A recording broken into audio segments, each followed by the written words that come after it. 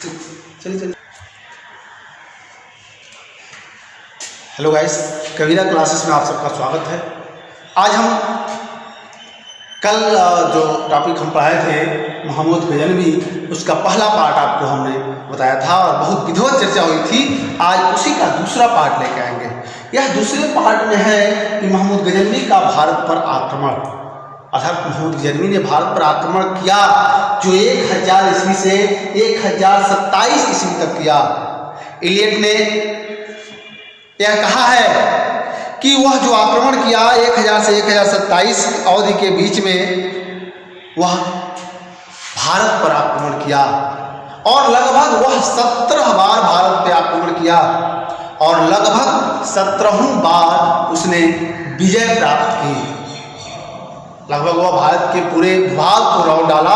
उसी में हम लेकर आए हैं आज उसके अभियान के कुछ पार्ट। जो 8वां आक्रमण, उसका 8वां आक्रमण तक हमने लाए हैं, 1010 तक जो आक्रमण किया, और बाकी जो बचता है वो अगले पार्ट में पुनः लेके आएंगे। तो हम इसको देखते हैं, द्वंद्व कहाँ तक पाला जाए, युद्ध कहाँ तक टाला जाए, द्वंद्व कहाँ तक पाला जाए, युद्ध कहाँ तक टाला जाए, अगर हो तुम राणा के वंशज, फेंक जहाँ तक भाला जाए, फेंक कहाँ तक भाला जाए। फिर देखते हैं हम इसको एक इतिहास के तौर पर। यह आक्रमण जो भारत में हुआ, यह बहुत इंपॉर्टेंट आक्रमण था भारत में, और इसको हमने एक फॉर्मेट में सजाया है। इस फॉर्मेट के अनुसार हम बताने का प्रयास करेंगे कि महमूद गजनवी जो भारत पर 17 बार आक्रमण किया, वह आक्रमण किस प्रकार था, कितना भयंकर था, किस राज्य पर किया।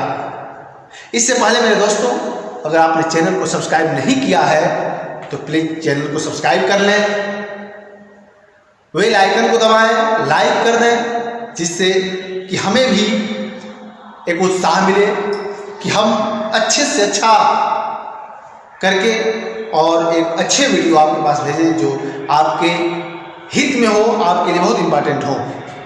तो हम देखते हैं कि महमूद गजनवी का भारत पर पहला आक्रमण 1000 ईस्वी में हुआ था। वह हम आपसे बताए थे कि वह खैबर दर्रा से होता हुआ भारत पर आक्रमण करता, और भारत पर आक्रमण करने में वह कब आता, वह गर्मी के बरसात के खत्म होने पर भारत पर आता आक्रमण करने, और शीत ऋतु में आक्रमण करता, और जैसे ही शीत ऋतु खत्म होता वह पुनः अपने देश में चला जाता। यह भी हम आपसे बताए थे कि उसका भारत पे आक्रमण करने का कारण एक नहीं था। उत्तमी ने बताया कि जिहाद था। अन्य इतिहासकार बताते हैं कि उसको धन की लालसा थी, जिसमें आप देखे होंगे सोमनाथ पे आक्रमण 1025 में हुआ, अपार धन मिला उसको, अपना ख्याति बढ़ाना, भारत के अनेक भूभाग को जीतना, यहाँ के राजाओं को अपने अधीन करना। लेकिन एक बात और सत्य है कि महमूद गजनवी ने भारत के प्रदेशों को जीता, लेकिन जीतने के बाद वहां प्रत्यक्ष रूप से शासन नहीं किया। वह जीत लेता था, लूट लेता था उस प्रांत को, तहस नहस कर लेता और पुनः वापस गजनी चला जाता। तो हम देखते हैं कि उसका प्रथम जो आक्रमण हुआ, यह प्रथम आक्रमण 1000 ईस्वी पूर्व में हुआ, और 1000 ईस्वी पूर्व में कहाँ पे हुआ, वह जो भारत के सीमावर्ती नगर थे उस नगरों पर हुआ, जहां हिंदू शाही राजाओं का शासन था। वहां आक्रमण किया, और आक्रमण करने के बाद वहां के दुर्गों पर कब्जा किया, और उसके कुछ दुर्ग पर अधिकार करने के बाद वह पुनः वापस चला गया। वहां के हिंदू शाही राजा पराजित हुए, उसका मुकाबला नहीं कर पाए। वहां हिंदू शाही राजा जो था वह जयपाल था। जयपाल महमूद गजनवी का सामना नहीं कर पाया, और सीमावर्ती इलाकों में वह सीमावर्ती इलाकों के लगभग कुछ नगरों को अपने कब्जे में लिया, धन को लिया, वह देश को लूटा और लूटने के बाद पुनः वापस चला गया। दूसरा हम देखते हैं कि 1001 ईस्वी में आक्रमण किया। यह भी एक हिंदुशाही राजा ही था, हिंदुशाही राज्य था और हिंदुशाही राज्य में वहां का शासक जयपाल था। यह पेशावर के निकट था और इसमें जयपाल जो था, जयपाल पराजित हुआ और पराजित होने के बाद वह जयपाल के द्वारा या महमूद गजनवी के द्वारा जयपाल और जयपाल के कुछ साथियों द्वारा बंदी बना लिया गया। और जब बंदी बना लिया गया तो बंदी बनाने के साथ ही महमूद गजनवी जयपाल की जो राजधानी थी, वह राजधानी बहिंद और उद्भानपुर, दो राजधानी, उसकी बहिंद अथवा उद्भानपुर एक ही नाम है इसका, उस राजधानियों पर वह कब्जा कर लिया, उसको विधिवत लूटा। जो हिंदुशाही राज्य था उसको विधिवत लूटा और लूटने के बाद उसको अपार धन प्राप्ति हुई। इसमें लगभग महमूद गजनवी को 25 हाथी, 2,50,000 दिनार वह जयपाल के राज्य से उसको मिले और मिलने के बाद वह पुनः वापस चला गया, धन लूटा और लूटने के बाद वह वापस चला गया। लेकिन इस युद्ध से जयपाल अपमानित महसूस किया और अपमानित महसूस होने के साथ ही जयपाल ने आत्महत्या कर ली। जब हत्या कर ली तो जयपाल की हत्या के बाद उस वहां का शासक आनंदपाल हुआ। आनंदपाल गद्दी पर बैठा, क्योंकि यह जो राज्य था हिंदुशाही राज्यों का एक महत्वपूर्ण राज्य था और यहाँ पे इसीलिए यह दूसरी बार आक्रमण का शिकार हुआ महमूद गजनवी के द्वारा। महमूद गजनवी पुनः आक्रमण करने के बाद प्रदेशों को लूटता और लूटने के बाद वह चला जाता। उसका तीसरा आक्रमण जो 1004 ईस्वी में हुआ, जो प्रांत था भेजा, जो भेजा वर्तमान में उसको हम कच्छ के नाम से जानते हैं, जो गुजरात में पड़ता है कच्छ, और उस भेजा का शासक बजरा था। वह बजरा पर भी आक्रमण किया और बजरा पे आक्रमण करने के साथ ही उस भेजा को भी जीता और लूटा। बस बजरा पे आक्रमण करने का एक ही उसके पास कारण था, क्योंकि महमूद गजनवी जब जयपाल पे आक्रमण किया तो भेजा का शासक बजरा महमूद गजनवी का साथ नहीं दिया, इसीलिए वह भेजा पर आक्रमण किया। बजरा का शासक पराजित हुआ। पराजित होने के बाद महमूद गजनवी बेजा को भरपूर लूटा और लूटने के साथ ही वह पूरे प्रांत को तहस नहस कर दिया और वहां से पुनः वापस चला गया। क्योंकि वापस जाने से पहले वहां के निवासियों को क्रूरतापूर्वक उसने यहाँ के निवासियों की हत्या किया। जो बचे वह या तो इस्लाम धर्म स्वीकार कर लिए, तब जाके वहां बचे। वह इसके बाद सीधे वापस कहने के लिए रवाना हो गया। उसका चौथा जो आक्रमण था वह 1005 ईस्वी में मुल्तान पर हुआ। अब समझिए कि 1005 ईस्वी में मुल्तान पर जब उसका आक्रमण हुआ तो यह चौथा आक्रमण मुल्तान पर आक्रमण वहां का शासक फतह दाऊद था। जो फतह दाऊद था, यह दाऊद मुसलमानों में जो दो संप्रदाय होते हैं, शिया और सुन्नी, यह एक ही धर्म के दो, एक ही मतलब धर्म कहिए या एक ही कास्ट कहिए, उसमें दो होते हैं, एक शिया संप्रदाय होता है, एक सुन्नी संप्रदाय होता है। तो जो दाऊद था, फतह दाऊद, यह मुसलमानों में शिया संप्रदाय से संबंध रखता था। और जब यह शिया संप्रदाय से संबंध रखता था तो इस युद्ध से बचने के लिए दाऊद प्रथम ने हिंदुशाही जो राजा था, हिंदुशाही राजा आनंदपाल से सहायता मांगी। आनंदपाल से वह सहायता मांगी, तब आनंदपाल ने एक सेना के साथ महमूद गजनवी के सेना को महमूद गजनवी के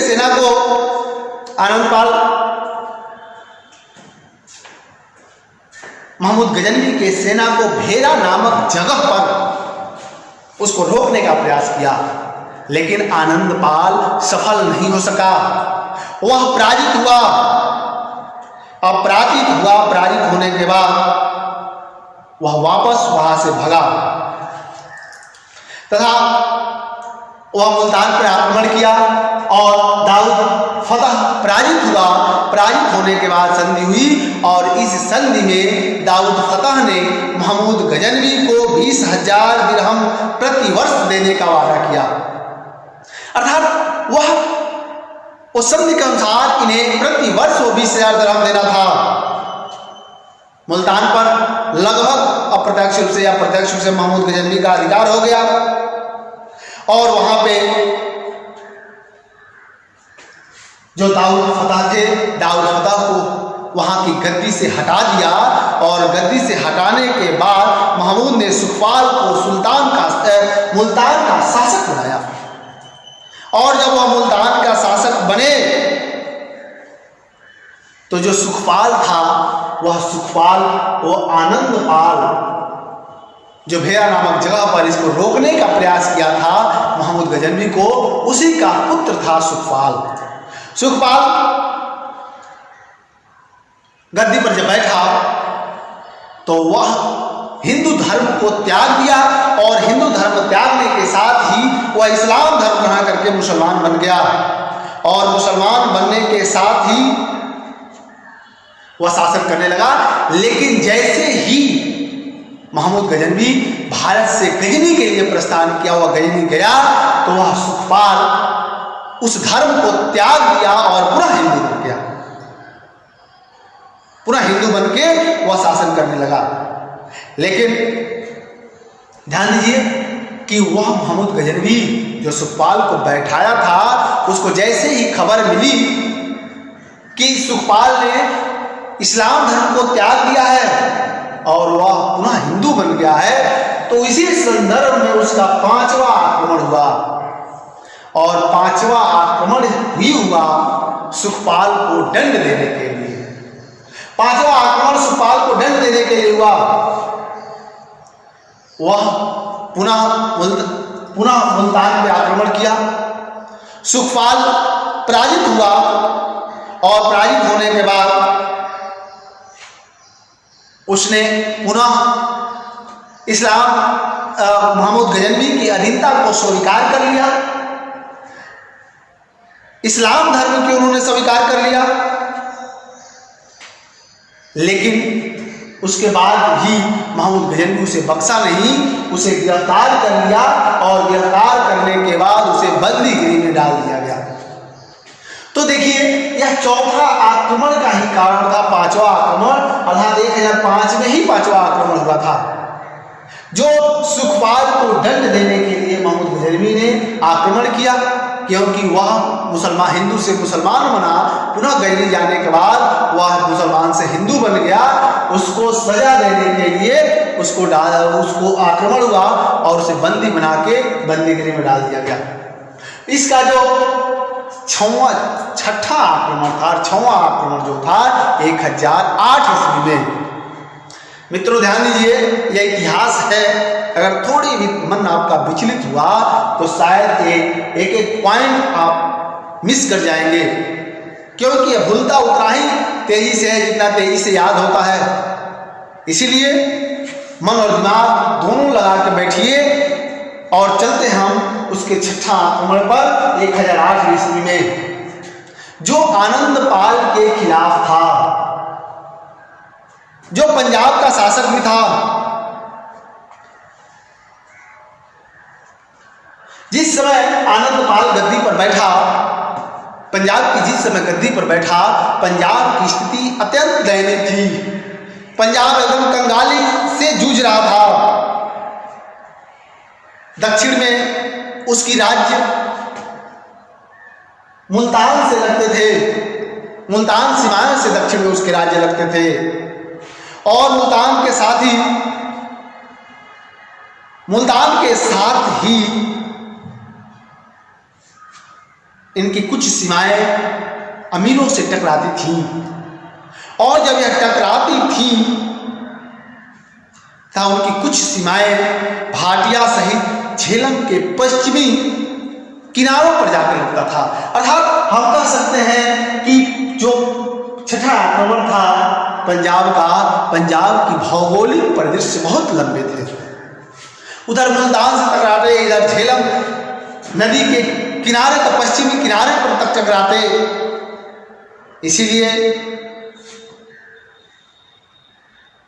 उसके लिए पंजाब राज्य को बचाना उतना ही कठिन था।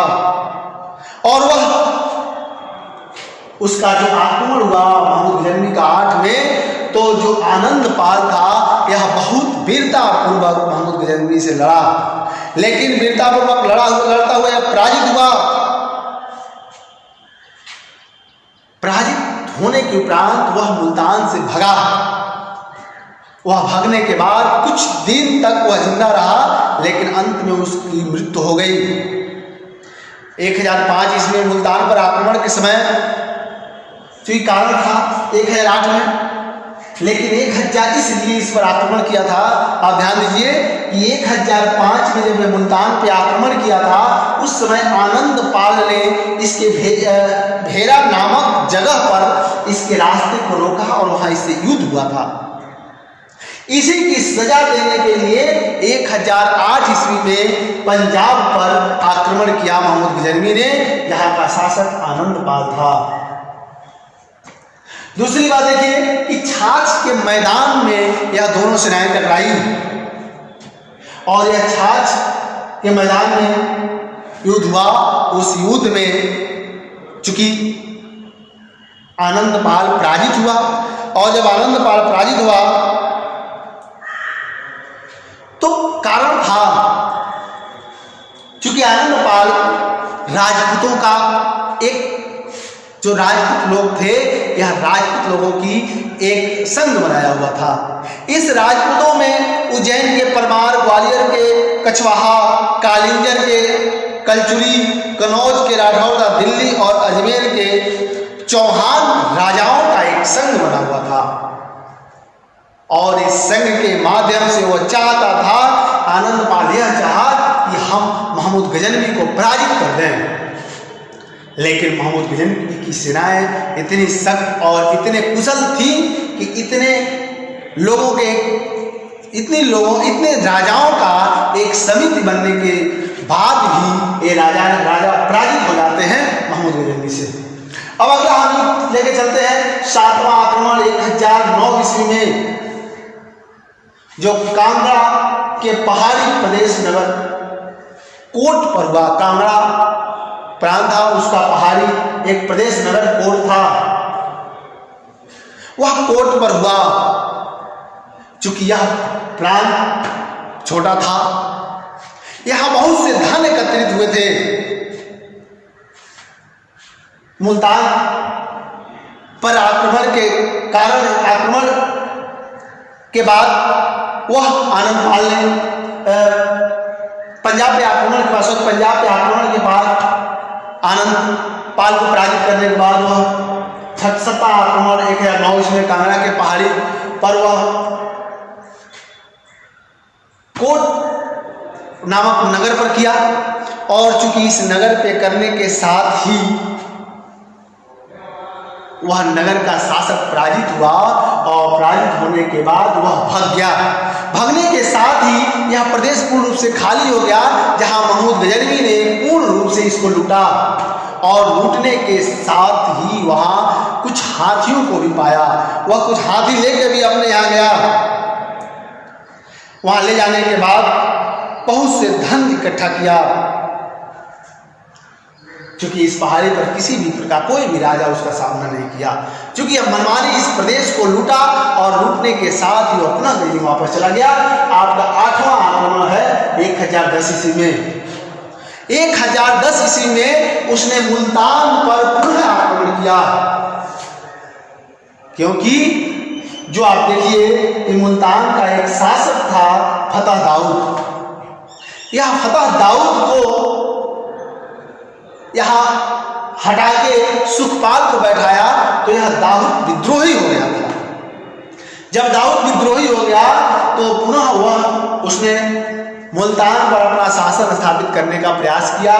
तो वहां पर महमूद गजनवी 1010 ईस्वी में मुल्तान पर दाऊद फतह के विद्रोह के खिलाफ में वहां पुनः आक्रमण करता है। जब वह पुनः आक्रमण किया, आक्रमण करने के साथ ही वहां पे दाऊद फतह पराजित हुआ और पराजित होने के साथ ही उसे बंदी बना लिया गया, बंदी बना के जेल में डाल दिया गया। तो इस प्रकार हम देखते हैं कि भारत पर गजनवी का जो आक्रमण 17 बार हुआ, 17 बार, इस 17 बार में हम 8वां आक्रमण तक पढ़ लिए। आपको बहुत विधिवत बताया गया, पहला, दूसरा, तीसरा, चौथा, पांचवा, 6, 7 और 8। हम अगले वीडियो में 7, 8 से आगे का युद्ध लेके आएंगे जो इससे भी इंपॉर्टेंट है, क्योंकि उसी में आपका आएगा सोमनाथ मंदिर का आक्रमण, तमाम और 2-3 आक्रमण है लेके आएंगे। तब तक आप हमारे वीडियो को देखते रहें, वीडियो को सब्सक्राइब करते रहें, लाइक करते रहें कि हमारे भी मनोबल बढ़ता रहे और हम बड़े उत्साह के साथ एक नए वीडियो नए तरीके से लाने का प्रयास करें। थैंक यू, धन्यवाद।